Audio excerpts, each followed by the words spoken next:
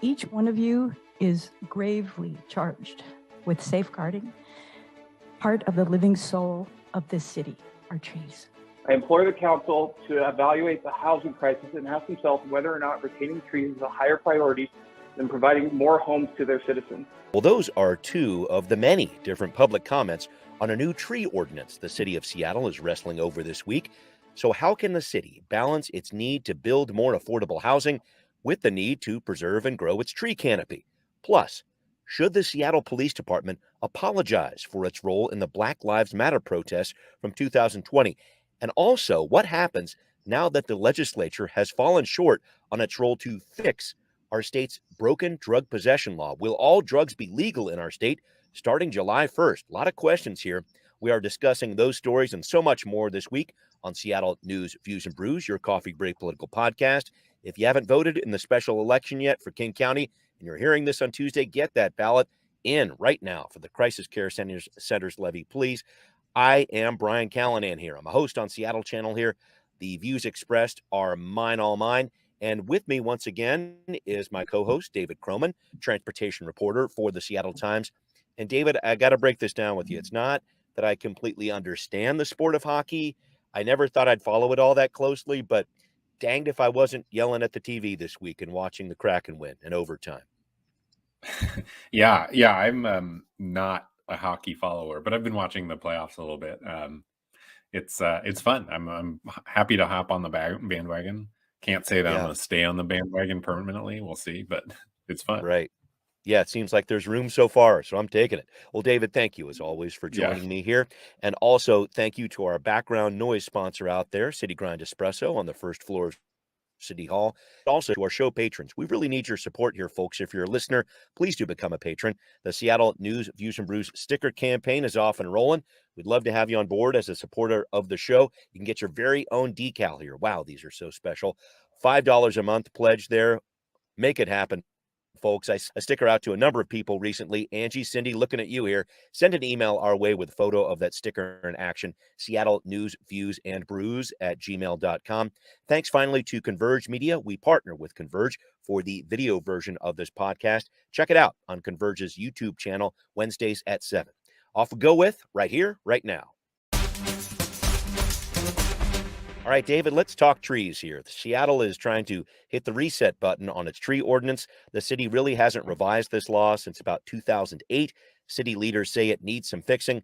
I'll give you some quick background here, folks. We've lost 255 acres of trees, according to a recent 5-year study, and Seattle is determined to increase its tree canopy up to 30% coverage by the year 2037. We're sitting at about 28% right now. How are they going to do that? Well, by putting new restrictions on which trees can be cut and also setting up some one-to-one replacement strategies or in lieu fines when trees get cut for developers building new housing. That is just a fraction of what is covered in 50 pages worth of legislation on this. More than 100 amendments are flying around as we speak. David, I recently did a show on this topic on Seattle Channel on our City Inside Out program. And what I really noticed was that no one was really happy here. Developers are saying this law is going to make building houses more expensive, continue to drive up prices. Tree preservation that say this doesn't go far enough. We won't make our tree goal with this new law either. How do you look at this battle over tree legislation? Yeah, it's hard for me to see it as not a sort of proxy for the housing conversation because it has material effects on who can build housing and where and at what price. And so, at its most basic, it is about how many trees there are in Seattle. But, the focus tends to be on, developers and their role or housing when, I think not all of the trees that have been lost are due to housing necessarily. No, a bunch of them, if I can jump in, a bunch of them were on public land. We're talking about parks and stuff like that too. Right. Yeah. I mean, and this is a lot of these trees are planted by people, many, many decades ago, and trees die. They need to be replaced. The sort of stark example is the cherry trees down near Pike Place. But, I think there are a lot of examples of that. And, if trees aren't sort of trimmed, then you have tragic consequences. There was someone who died in Seward Park. It was a few years ago, Right. so I mean, there's a lot of reasons why tree canopy sort of shrinks and grows and things like that, but the focus tends to fall on housing, which I think is why this ends up becoming as sort of charged as it is. Yeah.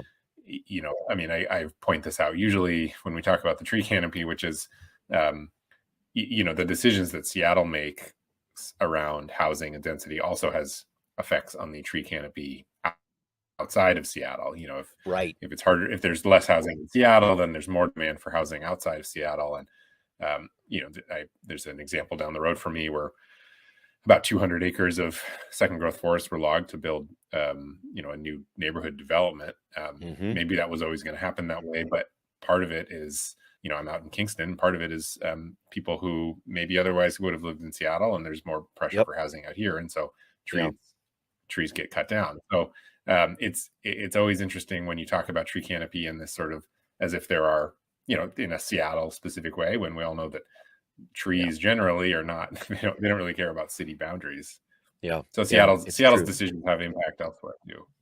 Agreed. And I think you're raising an important issue here, David, also with equity, because I think another big focus for the city is when you say where are these trees actually growing or where are they getting cut down, it really does seem like some of the areas that are less affluent. And I'm talking about parts of South Seattle here.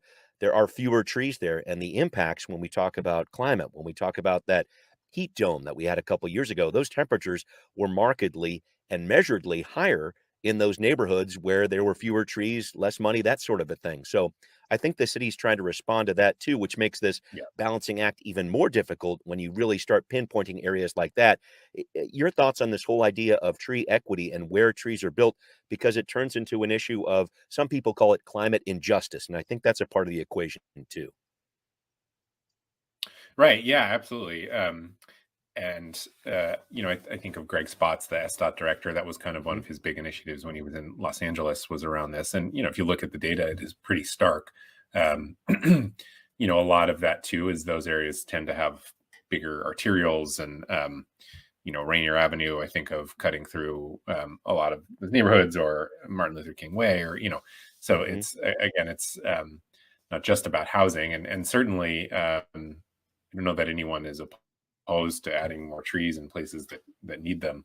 It just gets a little tricky when it becomes a sort of impact fee on the cost of building new housing to protect or add new trees.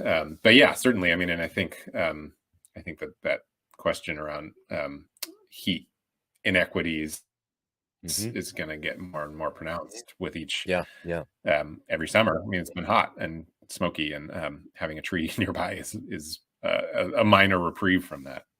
Right. It can turn into an issue with flooding too. So a lot still ahead with this one, folks. The council has a lot of work ahead of it, hopes to have this voted out of committee and before the full council for a vote in mid-May. So we'll keep an eye on what's going on there. I wanted to talk about another issue that the council is taking up this week in the Public Safety Human Services Committee here, David, establishing some pay equity guidelines for human service providers through a resolution they're working on.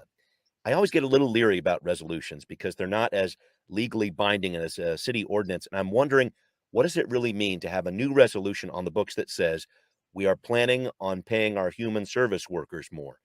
I just wanted to throw that out there, David. What do you think about that? Yeah, I'm sort of with you on this. Resolutions are always, sometimes they're sort of a way of laying out a plan. Resolutions for spending money, and that has some power to it. But when you talk about sort of a plan to make a plan, it gets a little squishier. They have been there. This question of how much human services workers are paid I remember writing a story about this in 2017, I think, from City Hall, and it hasn't really happened. So if I'm a human services worker, I don't know that I'm going to put a lot of faith in a resolution when this conversation is not new. It's also interesting, I think this kind of ties, this is public safety related. I do think this kind of ties into when we have questions around alternatives to policing, or who else might respond to mental health crises instead of police. a lot of times the answer to that is seen as human services workers. But Right. the reality is police get paid handsomely, or fairly, I suppose. But human services workers, these are people with oftentimes social work degrees and student debt, and they're being paid Yep. less than you would make at Starbucks if you worked there. So Right. if the goal is to actually create meaningful alternatives to police, it's sort of hard to imagine creating that workforce based on what they're currently paid. Yeah, yeah, and I think it has a lot of overlay with different issues, David. Bringing up public safety is a great example, but I think housing too, and with the Seattle housing levy that I know the council is going to be pushing for this fall, so many of these different projects not only include, okay, we're going to build this housing, but also these wraparound services that come with a lot of these places. And when you talk about those services, these are the service workers you're talking about. So when the city is promising, okay, here's what we're going to do in terms of affordable housing, and then they don't have the staff to actually back that up. I think that turns into a concern with a number of these big issues, public safety and housing as well. Yeah, absolutely. And I mean, you think of the crisis care center levy that's being voted on Another today. good point. Hey, Yeah. There's another example of, I mean, it's not just human services; it's pretty much every industry right now. Yeah. Ambitions are curbed by lack of workforce, but human services is particularly salient, just because it's such a difficult job, and it just pays so badly. It's just the turnover is pretty incredible, and you can't blame that. You can't blame people for coming in feeling ideological and wanting to make a difference, and then quickly burning out and struggling to just pay rent. You can understand why there is so much churn. Yeah, difficult job, and the dollars are not great. Thank you, David, for that. And folks, we're going to move on to our next part of the show here. What happened to the legislature's promise to fix our state's broken drug possession law, the Blake Bill, as it was called? We're looking into how this vote fell apart and what happens now with an upcoming deadline that could make for some very interesting legal challenges. That's next on Now Hear This. For all of the major pieces of legislation passed out of the legislature this session, the assault weapons ban, missing middle housing, to name a few, Olympia came up short on a fix to our drug possession law. The Blake decision from 2 years ago from the Supreme Court that ruled the felony drug possession law on the books in our state was unconstitutional pushed the legislature at that time to make a temporary 2-year fix, making drug possession a misdemeanor. But that fix expires at the beginning of July, which set up 2023 as the session for a more permanent answer to Blake. But after months of wrangling, it fell through, and drugs could be legal in our state on July 1st. Governor Inslee not happy about it. He made these comments right after the final day of the session on Sunday about the need for lawmakers to come together and what might be a call for a special session. We need more votes, and we need to hammer out a bill that can pass. That needs to happen before July 1st, because at that point we would not have a law on the books. So it is our expectation legislators will get to work on this and get this job done. Anything else is not acceptable to the state of Washington. So in the end, this died in the state house. No Republicans voted for the final legislative package. 15 Democrats voted against it too. So the supermajority for the Dems could not deliver, and we have a mess on our hands. David, a lot of push and pull on this one between, do we need more drug treatment? Do we need to make sure there's some sort of punishment involved if the treatment isn't completed here? A lot happening with this. But it seems like the governor is saying, okay, before I pull the trigger on calling for a special session, we'd better make sure the votes are there. That was my takeaway from this. Yeah, and the response from, I can't remember if it was, I think it was Andy Billig on the Democrat side, responding to the possible call for a special session, basically saying, we've been talking about this for 100 days, right? And we're here now. Didn't inspire a lot of confidence that a special session would necessarily end any differently. That said, this compromise bill that was voted down only showed up on Saturday. So it's not that specific bill. I mean, they've been talking about this forever, but that specific bill was only around for, 24, 36 hours for review and negotiation, at least on the public level. So, I suppose that there's perhaps, and I think some Democrats were surprised that no Republicans voted for it, because it looks like at least 3 had voted for something similarly. They had before. So, I don't know what the path is on a special session. I think for right now, what we're left with is likely to be, as the cliche has been, a patchwork, and I think that's Yeah. probably accurate. That what we would see in the event that a bill isn't passed is different drug laws for different jurisdictions, Yep. which is going to get hairy pretty quickly because you've got a cocaine in your car or something, and you get or whatever it might be, cocaine in your pocket in Seattle, and you step into Shoreline, and suddenly you're liable for arrest. I mean, that I don't know that anyone loves systems like that where the difference between 150th Street and 151st Street is arrest versus nothing. That's pretty tough. So, but I think if nothing happens, that's probably the reality we get. And I don't. And the Shoreline example is not a hypothetical one. No. Snohomish County member has already announced he will introduce legislation to recriminalize drug possession. I have not heard anything from the Seattle City Council or the King County Council so far. So it's highly possible that you literally have that exact example be reality. Yeah. On a larger question, larger picture, I'd be curious. I think this would be good follow-up reporting. I'd be curious to know, in the last 2 years, how many people have actually been arrested for just pure drug possession, like on its own. Even It's before, usually not the solo charge involved here, I guess. Yeah. Right. Even before Blake, I just think that was exceedingly rare that people would get real jail time just for drug possession. It was almost always a means for prosecutors to add on a little time to a sentence, perhaps, but there was almost always something else. So, I don't know that it's the difference being that suddenly all these people who would have been arrested are going to go, walk free, because, selling drugs is still illegal. Trafficking in drugs is still illegal. Yes. What it does mean, though, is, when you're thinking about plea deals and sentencing and things like that I think what this does is really shakes up the courtroom. Yeah. As far as sort of leverage on the prosecutor side, what they have to bargain with and, throw at defendants.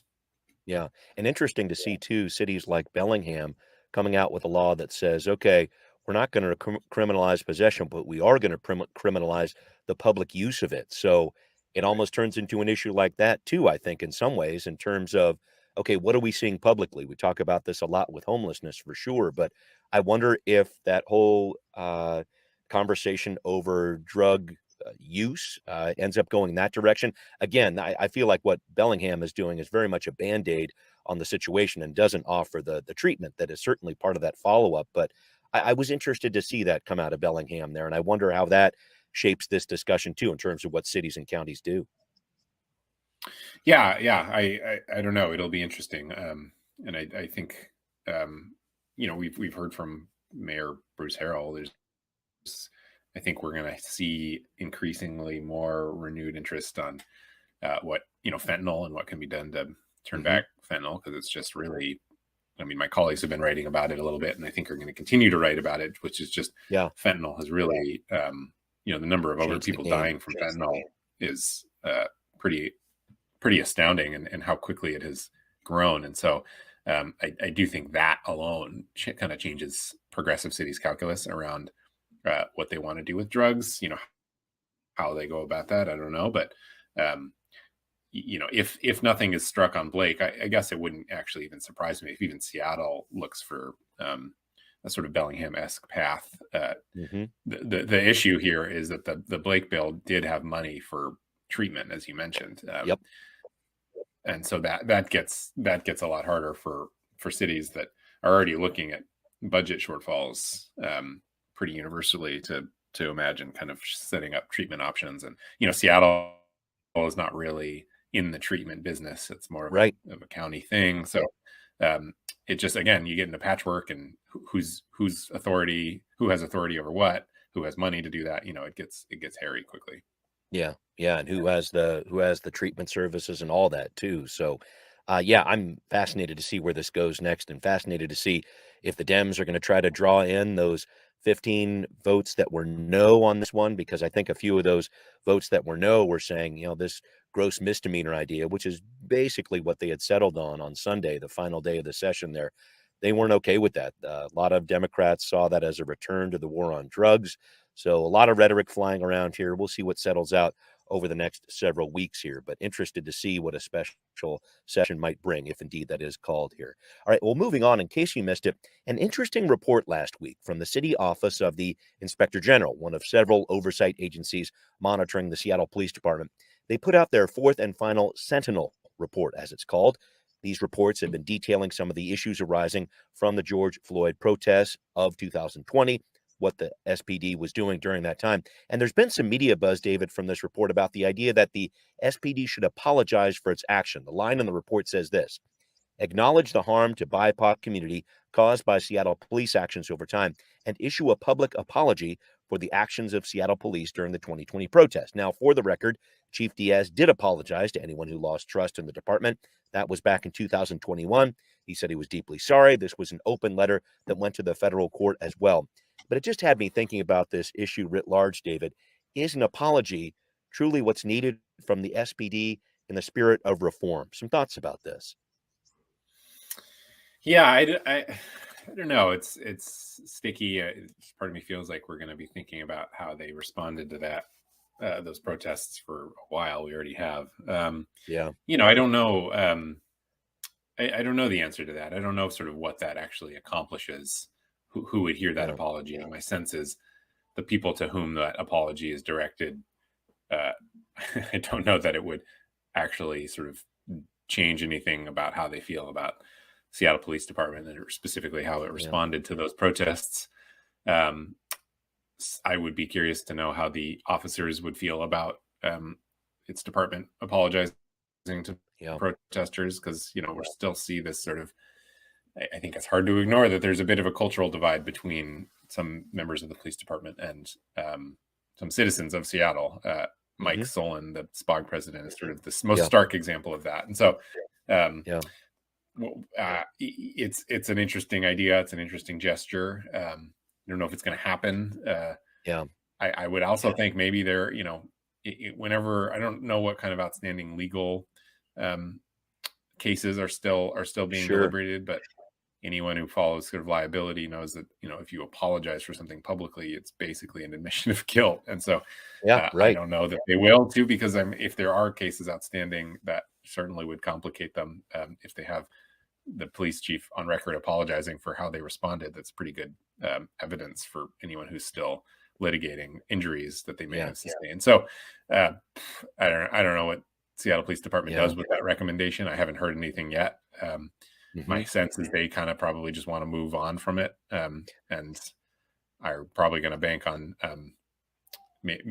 just kind of waiting it out. We'll see. Yeah. Well, and it sounds like too, David, to be fair, the SPD has made some changes since that time in 2020. They've instituted some new policies when it comes to crowd control, et cetera. Now, have we had the real test of those policies over the past couple of years? No, but I'll be very interested to see what happens here, because 5 recommendations in this final report. The SPD has to respond to this and respond to the federal court overseeing the consent decree here by July 31st. So I'm interested to see what happens next there, and I'm not exactly sure if an apology is going to be part of it or not. But anyway, some interesting back and forth on that Sentinel report, and I appreciate you talking with me about it. All right, so coming up, some legal action unfolding over Metro Transit drivers speaking their native language. David's got the details on this interesting story on Transportation Talk. David, you had a story recently in the Seattle Times of Metro Transit workers being ordered to speak their native language only in private. 2 Metro workers have now sued the agency in what they're calling a case of language discrimination. Can you break down what happened here? Yeah, it's an interesting story. There's these 2 longtime Metro supervisors sort of working in proximity to each other. One of them, it's pretty simple interaction, wanted the other one to print something off for him off the computer, but they're both from Ethiopia originally, and so he had the conversation in Amharic, their native language, and apparently somebody in proximity complained about that and said that it made them feel uncomfortable, and it appears that the bosses didn't apply a lot of scrutiny to that complaint, and therefore ordered these 2 employees to speak Amharic only in private. It's an interesting lawsuit because there wasn't a lot of dispute over the facts. I mean, both sides admit that this is exactly what happens. Sometimes in kind of employment law or employment cases like this, it's sort of murky. But this one, the Metro said that this was an unfortunate decision. The EEO report that was commissioned came down pretty hard on the supervisors for making this ask, because it, basically implied that these people's nationalities were less welcome in the workforce than others. Called it a fairly clear-cut case of discrimination on both subjective and objective measures. So, it's not a great look. I mean, Metro says this is a one-off. This doesn't reflect the culture. There's no blanket order not to speak native languages, but the fact that it got as far as it did was, is why we are where we are with these two folks filing this lawsuit. Which, I don't know. My hunch is because you've got this EEO report and this statement from Metro saying it was unacceptable. It would surprise me if it didn't end in some kind of settlement, frankly. Yeah, there's got to be some sort of settlement. And I looked into a handful of different cases there with language discrimination. This is a serious thing. I mean, you don't want to be a public agency that tangles with this, because it can get very real and very expensive. So I guess I hear what you're saying. The idea being, okay, let's settle this, let's put it behind us, and then try to put some policies in place such that we don't do this again. Is that the path you're seeing here, David? Yeah, and that was one of the demands of this lawsuit, is a sort of explicit policy stating that you're not allowed to bar people from speaking their native language at work, especially to one another. So yeah, I mean, and I think the language in particular that was used around this is sort of a red flag. Being called unprofessional. Yes. Why is Amharic considered unprofessional? Versus, there's lots of people who are speaking languages at work. So, we'll see if it's a one-off or not. It wouldn't surprise me if Metro did implement some kind of more explicit policy around this as a result. Yeah. And I saw some of the stats out there that 22,000 people of Ethiopian ancestry are in the Seattle area. Almost 15,000 of them speak Amharic. So we are talking about a population that is growing within the city of Seattle. And I appreciate that report. David, I need to wrap up with you, my friend. And I thought it was so awesome. The story behind the story on the beaching of the ferry Walla Walla a few Saturdays ago. Several people on board were heading to a wedding, including the wedding photographer. They all missed the wedding, but it ended up the photographer set up a photo booth on the boat. What was going on there? That sounded so crazy. Well, it was actually, so she was a wedding photographer heading to photograph a proposal at the Great Wheel, and a bunch of people on the boat were all dressed up to go to a Navy ball, because that's what it was. Okay. Bremerton, of course, has a big Navy community. And so there's all these people, and this is a very formal event. So in, formal military dress and ballroom, gowns, formal gowns. And, so when it crashed or it stalled out, they all realized they weren't going to make it. This woman realized she was going to miss the, photograph of the people proposing, but thought it was sort of funny because everyone had their orange life preservers on. So I thought it was sort of a funny contrast that all these people in ballroom gowns and tuxedos were also wearing orange life preservers. So started snapping photos, and I got numbers and sent people these photos. So sort of as this woman told me, it was very much a make lemonade out of lemon situation. Yeah, it will be a night they will never forget. That's for sure. And thank you for that report. I thought that was great. I look forward to more on what you're going to be reporting on with ferries and how we're going to pay for replacing these things, because I know that's the big story behind the story here. But I love that little one about the photo booth. So thank you, David, as always, and thank you for joining me. Thanks to everybody listening to Seattle News, Views, and Brews, where you can always find out what's brewing in local politics. This podcast is on Apple, Spotify, wherever you might like to listen. Please find Seattle News, Views, and Brews on Patreon and show your support. You can also watch us on Converge Media too. Thanks for doing that, and we will see you next time. Seattle News, Views, and Brews is an independent production of Callanan Media Services. Copyright 2023.